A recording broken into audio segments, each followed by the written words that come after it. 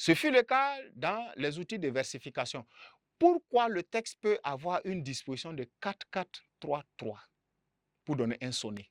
Quand vous regardez un sonnet, il y a en ce moment une disposition expressément créée par l'auteur.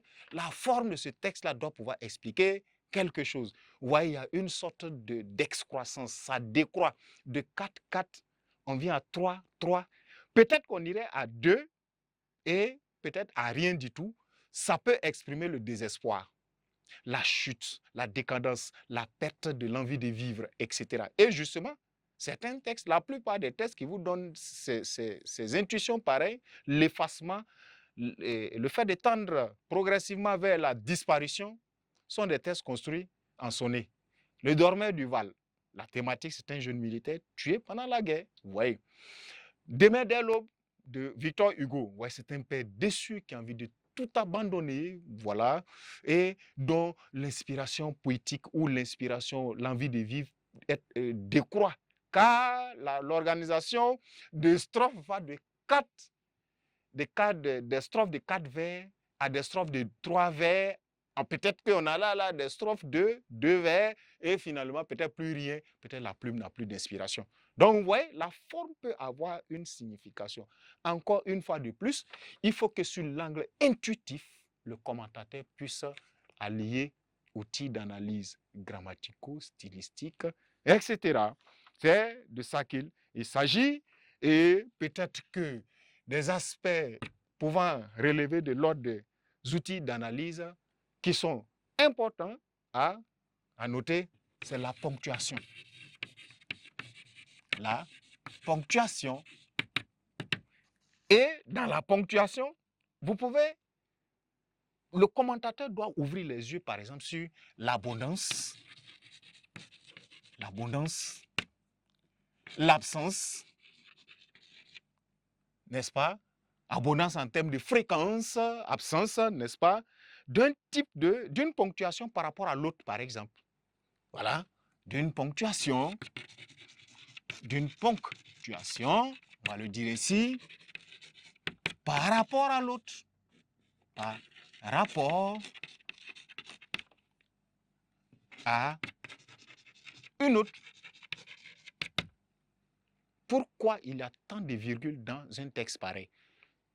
Vous avez lu une si longue lettre de Mariama Ba. Vous voyez, la thématique abordée dans ce texte est de ton pathétique.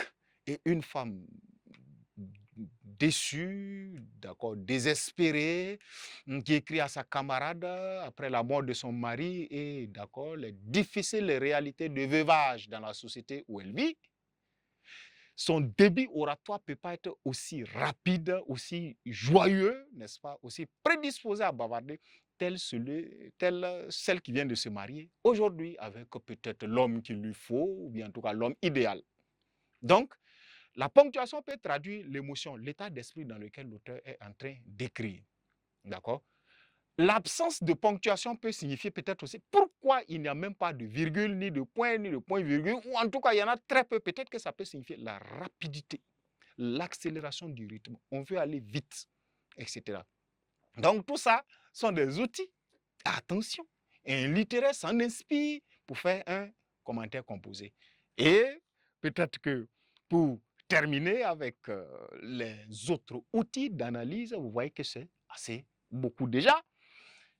Les registres de langue.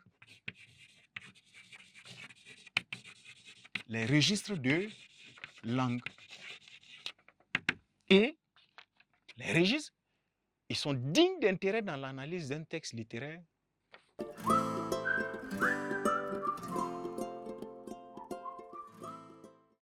Le plus étonnant serait peut-être le registre soutenu. Vous ne le croiserez pas trop, peut-être, n'est-ce pas? Les textes littéraires sont construits suivant un standard qui a un but aussi.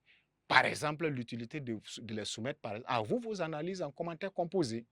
Alors, il va peut-être être nécessaire en ce moment d'ouvrir le regard sur les registres de langue. Peut-être pourquoi il y a assez de registres familiers dans le texte. D'accord? Donc, peut-être le familier, n'est-ce pas? Ou l'alternance alternance, n'est-ce pas, familier, courant, peut avoir un sens. Déjà, ça donne une catégorie des différents personnages. Peut-être qu'un policier parlant à un professeur dans un texte peut donner lieu à des alternances de registres. Un militaire parlant à un professeur peut avoir une alternance de registres.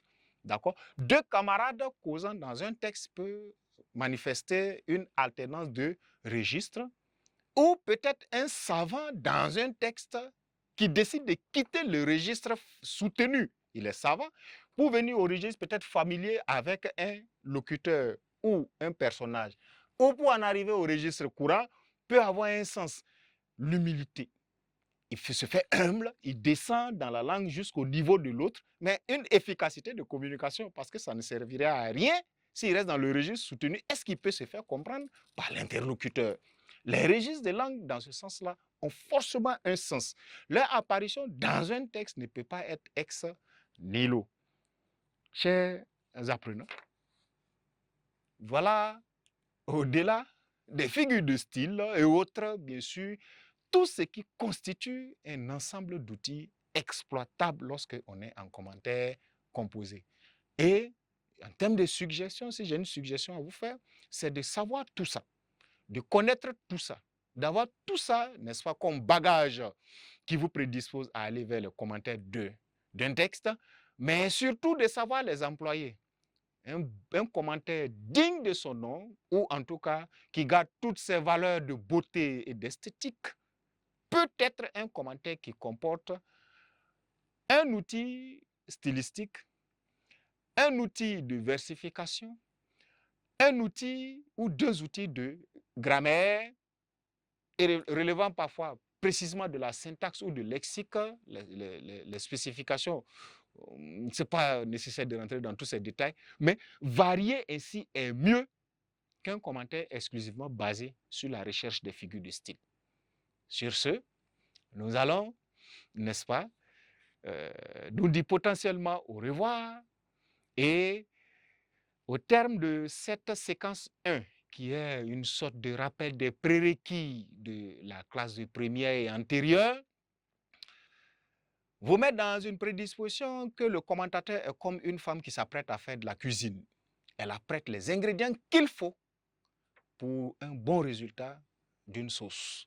Sinon, s'il faut improviser par-ci, par-là, vous n'allez pas pouvoir produire quelque chose de bon et dans la métaphore, une sauce qui est intéressante. Si vous n'avez payé que des légumes, peut-être que la sauce ne sera pas intéressante. Vous avez les ingrédients maintenant, les ingrédients de style, les ingrédients de versification, les ingrédients qu'on vous a soufflé même comme étant de l'ordre intuitif, les ingrédients grammaticaux, lexico-syntaxiques dans les spécifications plus basses. Il nous faut maintenant découvrir l'organisation même d'un commentaire composé. Ce sera l'objet de la séquence 2, à savoir la méthodologie du commentaire composé. Sur ce, je vous souhaite de passer de bons moments de révision.